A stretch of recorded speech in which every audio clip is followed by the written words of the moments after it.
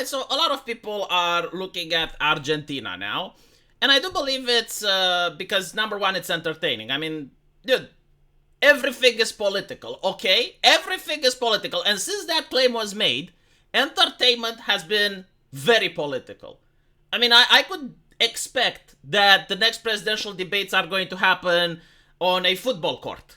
You know, where people are kneeling and they're taking all these political positions. Like, yes, because it's political. So I do think that Joe Biden and Donald Trump should have the presidential debates in Fortnite. Because entertainment is highly political. However, politics have become clownish. Like, when I actually listen to a politician, when I see AOC bouncing around and having the same mannerism as an evangelical preacher, I find that hilarious. Or when she says that Ted Cruz is the Hasashin, try to get her assassinated. I'm like, okay. I mean, that's the entertainment now. All right, so the entertainment has become the politics. When I want to understand how the future is going to be like, I listen to actors and I listen to late night host comedians, right? They tell me how to think and they give me morality. And I want entertainment, I look at the Senate. See what Nancy Pelosi has to say. So, it's no surprise that you're going to get eventually someone like the Argentinian president. Now, besides the fact that it's entertaining and it's very meme-worthy, it is also an interesting social experiment because it is ingrained in people's culture that without government, the society collapses. And it is true that you need some form of organization, like you need some form of government. But do you need this much government is the question. Like, do you need a ministry that takes taxpayer money in order to have, like, women and diversity ministry when your nation is starving? Like, is that required? Is social justice actually working? You know, like, is this whole equity thing where we take away resources from people that are productive and we give it to other people because we say so? Is this actually enriching the standard of living of people in that nation? Because this is what we're trying to find out. And we'll see. I personally do not think it can get any worse with the Argentinian president. I do think that a lot of stuff that has to do with the lowering of the standard of living has to do with the government. I do think that people in power, especially the ones that form dynasties around maintaining their seats and making sure that they stay in office forever, I do believe that those people do not want my good. I think they are more interested in their families, they're more interested in their personal businesses, and if those personal businesses or their family wealth comes against my well-being, they will always choose their businesses and their family wealth over me. So I do not believe that people that don't know who I am, do not care about me, they suddenly have their best interests at heart when it comes to increasing my standard of living and making sure that I vote for them, right? So due to this, I am not surprised that eventually you are going to get a person like the Argentinian president being elected, which apparently is an anarcho-capitalist. However, he did say that he is not for anarcho-capitalism, as in he's going to try to do that in Argentina, but he did say that he's going to try to limit the government as much as possible. Is he going to actually be able to do it? Probably not. There is a constitution, there is a Supreme Court, I assume, or at least some other institution that has to keep power in check. So I do not expect that he is actually going to manage to accomplish all of the things that he is saying. There are other people calling him a weft puppet or a Soros.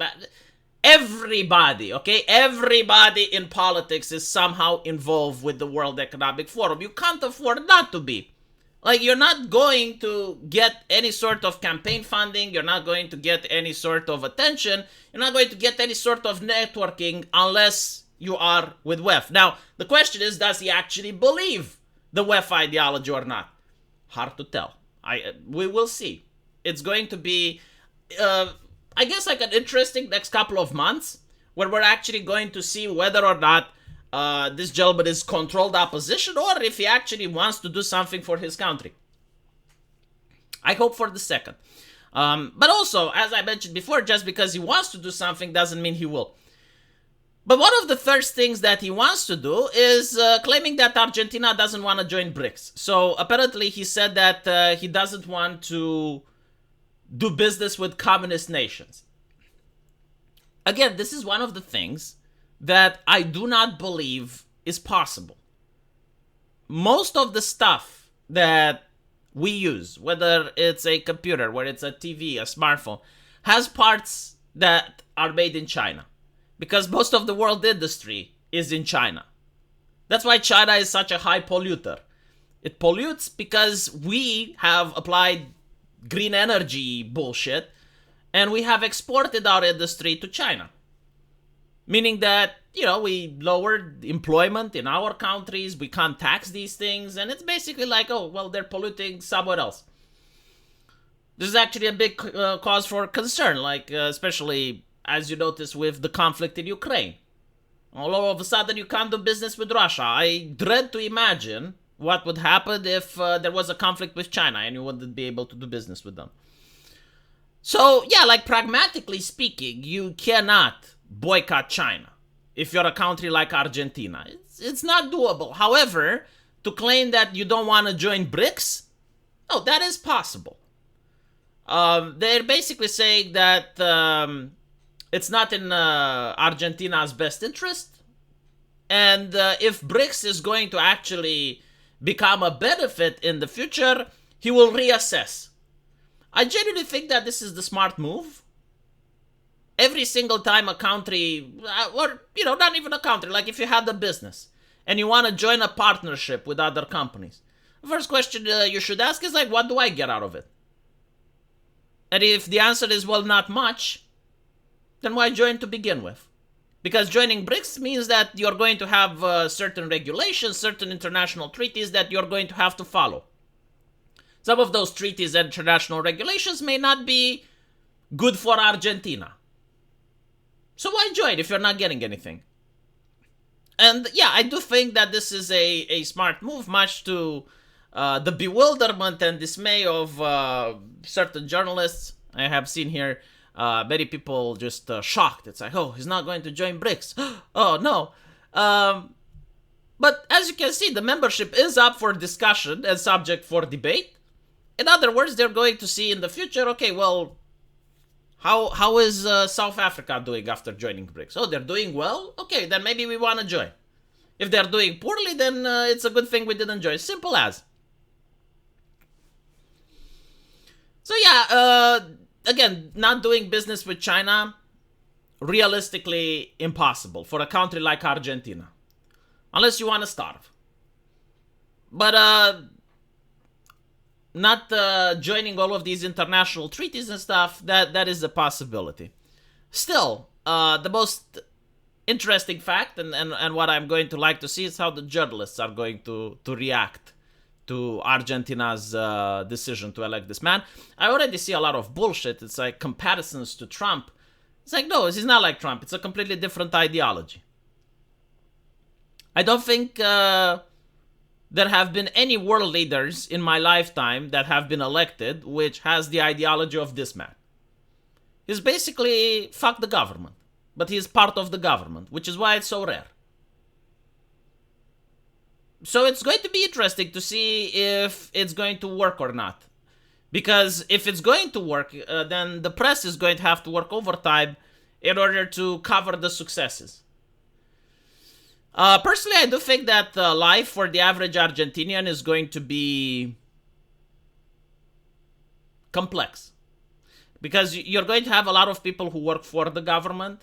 Again, public transport, public schooling, right? Not people that are actually high up, but like normal average individuals that decided to become a school teacher. So they went to university, they studied chemistry, and now they're teaching chemistry at some public school for sixth graders, right? Those people are going to be severely affected. They're going to notice pay cuts, they're going to notice layoffs. Those people have families. And the families won't be happy. But not only that, it's also going to be interesting to see how they're going to deal with the retirement funds and pensions for old people. Like, everyone has a grandma. Everyone has someone that... And by the way, it's not their fault. I mean, they paid their taxes when they were young, and now they want a pension. And if you start messing with those people, they do have families, and it's very emotional when you see grandma not being able to afford her medicine. So, a lot of people may dislike the right-wing policies. However, again, it's like chemotherapy. On the wide scale, if you manage to maintain the policies of small government and no welfare and no benefits, over time, the nation will prosper. But it takes a long time, probably more than 4 years. And it also takes discipline for the public not to elect left-wing people again. So we'll see what will happen, because chances are it's going to be a very difficult 4 years. And people are going to want free shit again. Let me know what you guys think, though. And as usual, I will see you in the comment section. Take care.